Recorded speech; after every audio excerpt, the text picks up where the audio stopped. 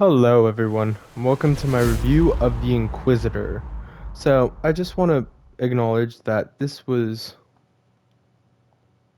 really not one of my better playthroughs. It was really messy on my part. Um, Nahum 1, 2. Okay, for a second I thought we were going to get transported into the game and I was about to go, wait, what? Um, this wasn't one of my better recordings. Now, part of that was my fault at the end, but a lot of that was just because my Wi-Fi took an absolute nosedive, and I've been having problems with it ever since. So that really affected the quality of the gameplay, and of the recordings. And I understand that, and I take full responsibility for that, and I want to apologize for that. I am planning to do another playthrough of the Inquisitor and hopefully try to get the good ending. I think I know how to do it, because I was replaying what we did with the confrontation, and I'm like 90% sure I waited too long. I should have stopped stalling at one point. Anyways, that being said, I still feel like I want to give a review for this game because I've seen a lot of people shitting on this game in like Steam discussions and just in general, and I want to push back on that because this game was not a bad game by any stretch of the imagination. I think it's also important to mention that the Inquisitor's budget was like a couple million USD/euros, which is not a lot of money. The Witcher's budget, The Witcher 3's budget, was like 86 million. Cyberpunk 2077 had a 200 million plus budget. This game had I've seen sources saying anywhere from 2.2 to 6, but it looks like the most reputable is 2.2 million for production and marketing and everything else. 2.2 million is not a lot of money for video games. I mean, remember, Immortals of Avium by EA had like $100 million. What the fudge? Sorry, stuff going on outside.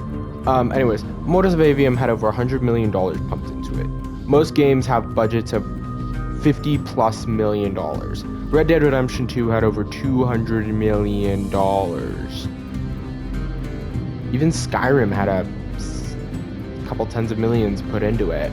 So this game had a very small budget to work with, and as a result they obviously had to sacrifice in some areas, and they made the move to sacrifice in the graphics department. And you know what, the art style they went with may have looked like from a PS3 or PS4 game. It was still good. It fit the grim environment that they were going with. And I ultimately felt that the environment was probably enhanced by the poor graphics rather than hurt by them. Or like poor rendering, all that. I'm just gonna say graphics, but I hope you know what I mean. I think it ultimately helped them rather than hurt them. The other thing that I've noticed is a lot of complaints about it being clunky. Yeah, it was pretty clunky moving Mortimer around, but again, I think that actually helped more than it hurt, because it made me feel like I was actually trying to control a real human. It was annoying at first, I won't deny that, but it felt more realistic than some floaty, bouncing character.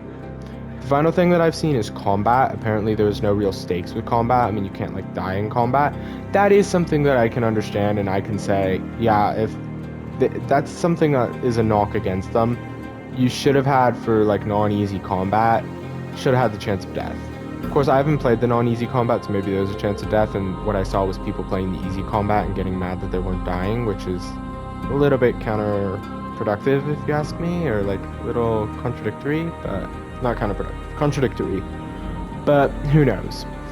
I am going to play with like realistic combat, or like the non-easy combat mode on for my second playthrough of it, so there's that. The last thing that I saw that kind of annoyed me is it's not really a manual save feature, and this triggers me on a lot of games. You need a manual save feature. That really would have been the best thing. But all three of those are ultimately small potatoes. The combat, the lack of a manual save, the clunkiness. All three of those are small potatoes compared to just how good the story was. For $2.2 million, that story was really good, And they did a great job with how many branching options there were. I mean, there were 2 or 3 branching options that could have occurred just in what I was doing, which is crazy. Crazy. 2 or 3 branching options in one little scene, and there was probably about 10 different options total for 2.2 million. And they did a really good job implementing things from the books, from what I've heard. I've never actually been able to read the books because I don't speak Polish, and the books are only in Polish, which kind of sucks, but so. But I've heard they did a pretty good job adapting the books. And honestly, I had a great time with the puzzles, with the game, with the options in general. This game may have had a really small budget, but it punched way above its budget in terms of quality. And I think it needs to be recognized.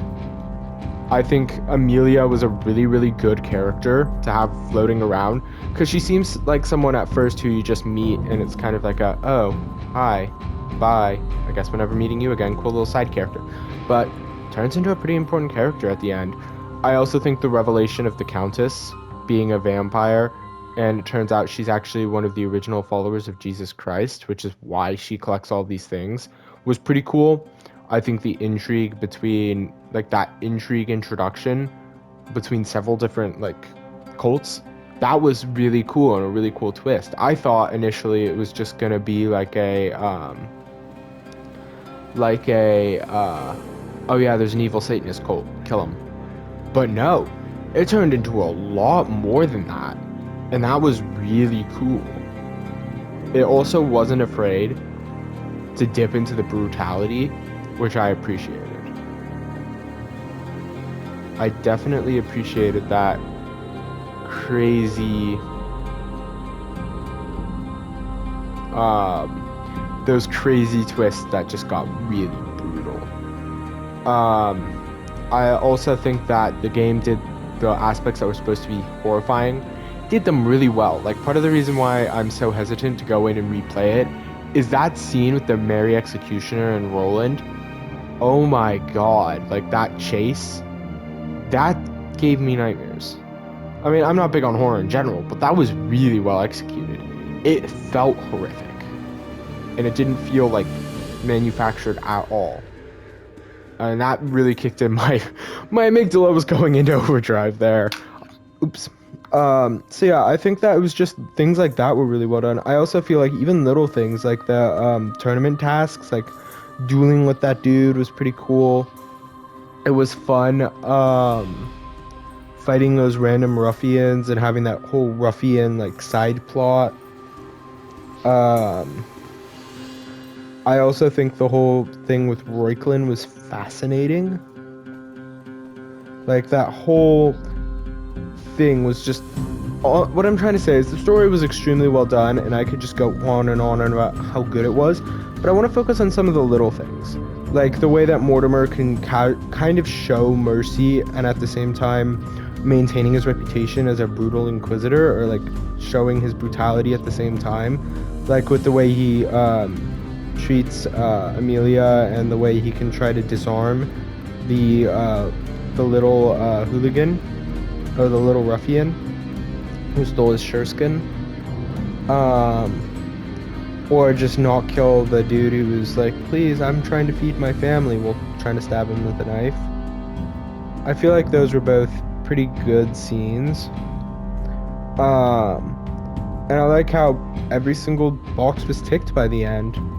I mean, in one way or another, you learn everything you need to learn if you get certain endings. Now, of course, if you get the super bad ending like I did, you don't learn that stuff, because Mortimer didn't progress far enough in his investigation, which I thought was pretty cool. I also did like how apparently even the quote-unquote good ending was somewhat grim. I also, last thing that I did like, because I'm just going on and on about the story, last little thing is how Bertram is, like, genuinely just a guard. He's just a chill guard. I came in there expecting him to be someone evil who was going to try to stab me in the back, but he wasn't. I mean, he's basically the only person who's not part of what I'd call factions. I mean, you have the status quo faction led by the mayor, the Zabeth led by the countess, and I forgot the Cardinal / Roiklins faction's name, the super extreme one. I also did like how the Mask of Tian or the Mary Executioner's Mask came back into play the way it did. That was pretty cool. Anyways, I think ultimately I have to give this a 4 out of 9, but if I were to rate it like a solid rating, I'd give it 5 stars. 4 out of 9 because that lack of a manual save and jankiness / combat kind of take it down a little bit. The jankiness / combat, I've given my stuff on that, but the manual save really hurts because if you have something like a game crash, you may have to replay 10, 15, 20 minutes of the game. I mean, it's the same thing with like Pentiment and Valley of Acrea. The lack of a manual save is huge. And I'm aware that they may not have been able to put it in their budget for Valley of Acrea or Valley of Strays. Strayblade. Why am I talking? Oh my god. I'm so used to seeing those little like messages saying, come rejoin the Valley of Acrea, that I'm started calling the game Valley of Acrea. Strayblade. With Strayblade and the Inquisitor, they may not have had the money to actually be able to put in a manual save feature, but I feel like a manual save feature, like Calypso Studios, you could have kicked in just a little bit more to ensure that the Inquisitor had a manual save feature. It would have made this game a 5 stars. And I'm sure there are probably people who are going to be like, oh my god, why are you calling it a 5-star game? It's not. Take a look at, say, Elden Ring. And that's the thing. Elden Ring had a massive budget, and it performed on that massive budget. Elden Ring is undoubtedly 5 stars. Fort Solis had a relatively good budget, but not as big as I think most people would think. And it performed really well with its budget. You gotta look at a game's budget before you immediately go yay or nay. Because, I mean, I feel like part of the reason why Immortals of Avium is worse than, is even worse than, like, your flat budget, same thing with Forspoken, is that both of them had pretty big budgets. And they flopped even harder even with those big budgets. The Inquisitor, The Witcher 3, both had relatively smaller budgets, and they performed with those smaller budgets. So you gotta take the context of a game budget in mind when you're considering whether or not a game is good or bad.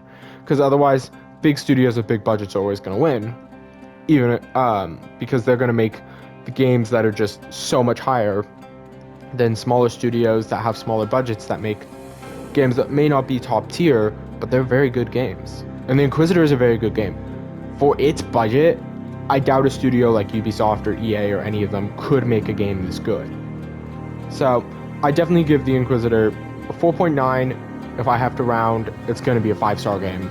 I highly recommend you play it, even if you get it on sale. I really enjoyed it, and I'm definitely doing another playthrough of it. Like, guaranteed going to do another playthrough of it. Anyways, so for those of you who watched the announcement video, AC Shadows, I'm cautiously optimistic for it. I'm glad that they delayed it because it shows that they're probably going to like tinker around the edges, make sure it's as good as possible. And I'm kind of hoping that it's gonna be good. I'm cautiously optimistic, but we'll see. I will hopefully be playing that on release, but again, I'm not too sure if I'm going to be able to play it on release day, but I will try to record as much as possible and get videos out for that. So yeah, thank you guys all for watching this review. I hope you guys have enjoyed. See you all in another video. Peace.